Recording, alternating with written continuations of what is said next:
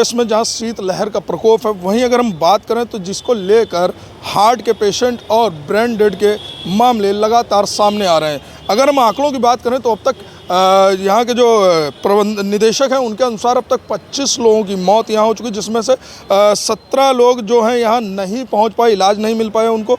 और अगर आज की बात करें तो आज अभी तक के जो आंकड़े हैं वो 8 मौतों को बताया जा रहा है। जो हम लोगों ने अभी निदेशक से बात की, उनके अनुसार लोगों को सुपाच्य भोजन लेना चाहिए, गर्म कपड़ों का उपयोग करें और जब तक सूरज नहीं निकलता है तब तक वृद्ध लोगों को बाहर निकलने की मनाही है। अगर हम परिसर की बात करें तो इस परिसर में अभी तक जो हम लोगों ने देखा कि यहाँ पर मैं अपने कैमरा पर्सन कहूँगा कि दिखाने की कोशिश करें कि लोग हैं यहाँ पर और अपने इलाज के लिए आ रहे हैं, तीमरदार आ रहे हैं, यहाँ पर तमाम सारी व्यवस्थाएं, मगर जो अलाव की व्यवस्था नगर निगम की तरफ से, जिला प्रशासन की तरफ से होनी चाहिए वो नहीं है। ना ही यहाँ पर एक बेहतर रैन बसेरे की व्यवस्था, क्योंकि लगातार जो मरीजों की संख्या है वो बढ़ रही।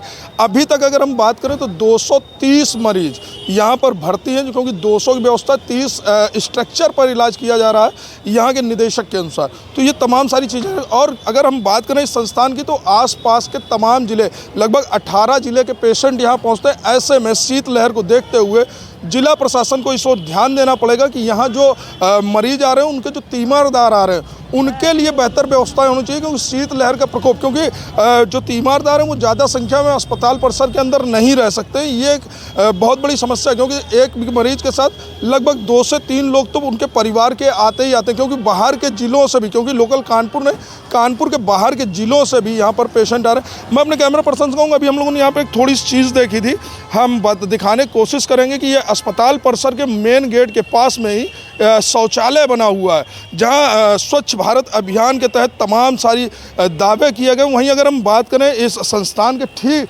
गेट, क्योंकि निदेशक इसी बिल्डिंग में बैठते हैं और इस बिल्डिंग के सामने ये यहाँ के शौचालय की स्थिति यहाँ की इतनी गंदगी, इस गंदगी के बीच में लोग अपने व्यवस्थाओं को कैसे देखें, ये एक बहुत बड़ा सवाल है। संस्थान में जहाँ सफाई की बात होती है, जहाँ हर संस्थान में साफ सफाई की बात, वहीं संस्थान के गेट पे जो शौचालय है वहाँ जो स्थितियां हैं वो कैमरे के माध्यम से आप लोगों ने देखी। कैमरा पर्सन आदित्य के साथ उमेश भार्गव, पब्लिक लाइव।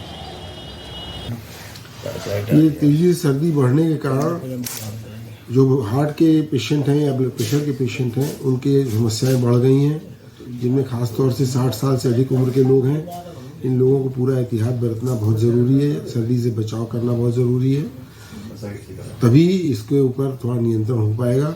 अन्यथा जो मरीज़ हमारे यहाँ जीवित पहुँच जा रहे हैं, उनका तो इलाज करना संभव हो पा रहा है, लेकिन काफ़ी बड़ी संख्या ऐसी है जो अपने घर पे ही जिनकी मृत्यु हो जा रही है या रास्ते में मृत्यु हो जा रही है। इससे बचने के लिए ज़रूरी है कि एक डिस्प्रिन नाम की दवा होती है, जिसको हर एक को अपने घर में रखना चाहिए। इमरजेंसी में अगर तकलीफ हो तो तुरंत उसको खा लेना चाहिए।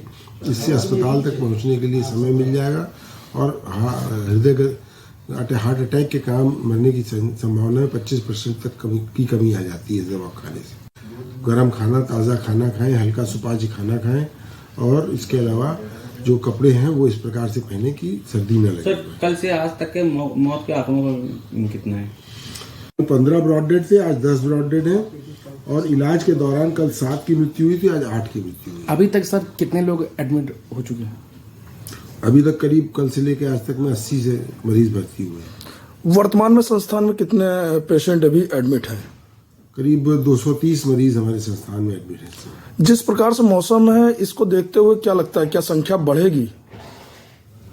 हाँ, अभी अगर सर्दी और बढ़ती है तो संख्या बढ़ सकती है, लेकिन लोग अगर एहतियात बरतेंगे, ठंड को से बचने का प्रयास करेंगे, दवाएं प्रॉपरली लेंगे तो संख्या में नियंत्रण भी हो सकता है। डॉक्टर साहब, लोगों को क्या बचाव करने चाहिए थोड़े से, कि जिससे जो ये समस्या आई है एकदम से अभी 2 दिनों के अंदर, जिस पे लोगों को रिलीफ मिले? मुख्य बात यही है कि सर्दी से बचाव करना है, जिसको कि हर आदमी को समझना चाहिए कि अगर थोड़ा गर्मी महसूस करेंगे तो नुकसान नहीं देगी, लेकिन सर्दी जरा सी भी महसूस होती है तो खून की नसों में सिकुड़न होती है उससे।